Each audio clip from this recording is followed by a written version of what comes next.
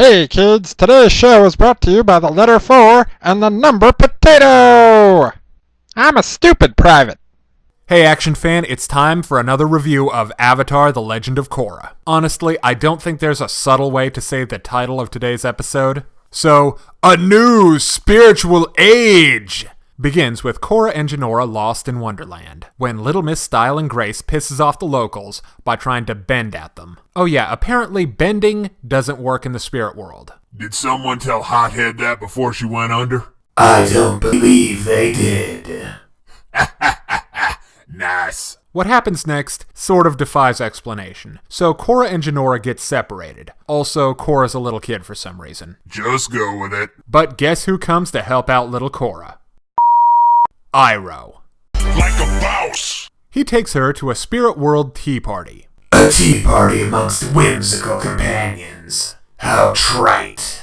Meanwhile, Jinora's run into an old friend, the now giant spirit bunny, Fluffyfoot, who takes her to the mystical library of Wan Shi-Tong, he who is a total jerk. But after some finagling, Jinora convinces the strictest librarian in all 9 realms to let her look for information on the locations of the spirit portals. But apparently, if you have the special Friend of Vaatu library card, Wan Shi-Tong lets you walk around like you own the place. And guess who's packing? That's when Jinora learns a valuable lesson. Never trust a giant bunny. Back at the tea party, Iroh sends Korra to climb Mount Doom to return a lost dragon bird. Just go with it. After passing by some temple dog things, Korra returns her new friend to his family, who then combine to form one giant dragon bird. And then they all fly off to the portal. Just go with it.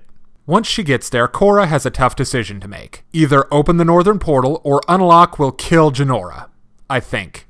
Is it like if you die in the Matrix, you die in real life? Actually, having one's soul destroyed is far worse than death.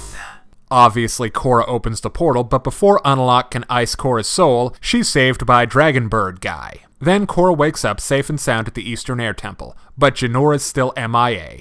Tenzin takes it well. This episode is friggin' awesome. After the parade of mediocre episodes, this is the best possible thing to get out of that slump. There's not much action in this episode up until the end.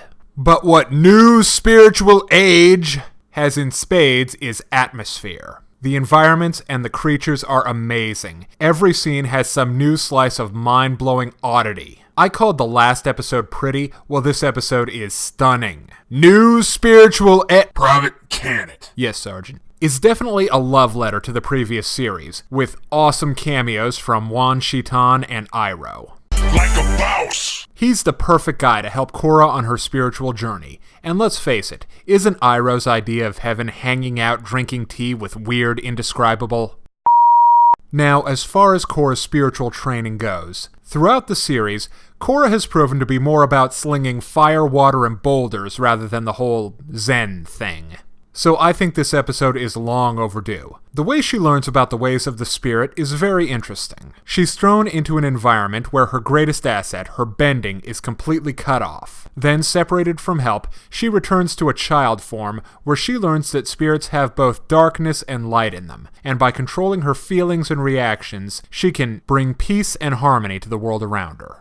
Jinora's B-plot was interesting. I was super excited to see the library of Wan Shi-Tong again. You remember when the first Team Avatar and the Nutty Professor had to try and escape the place in the last series, but the Egghead had to stick around because he needed to keep reading those books? Well, guess what? It turns out it was a bad decision. Not much else has changed around the old book depository. Its mysterious caretaker is just as awesome and unhelpful as ever. We get some cool development for the bad guys this time around, in the form of an explanation of just how Vaatu is going to break out. With both spiritual portals open, Vaatu's dark energy will be amplified by the planetary alignment, allowing him to break the gates of Tartarus. That's Hercules, Private. But still no answer as to why Unalaq is helping the Demon Lord in his bid for freedom. At the end of the episode, we do finally get to see Unalaq coming into his own in terms of a threat to the Avatar, both with waterbending and spiritual manipulation. Now let's break down the good and the bad in Legend of Korra: New Spiritual Age. On the pro side, the beautiful environments, creatures, and sheer variety of visual what the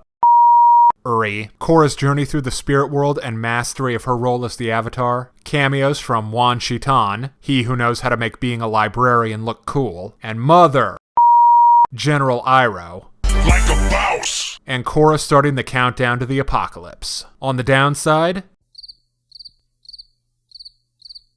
that, my friend, is the sound of a 5 out of 5 for Legend of Korra, New Spiritual Age!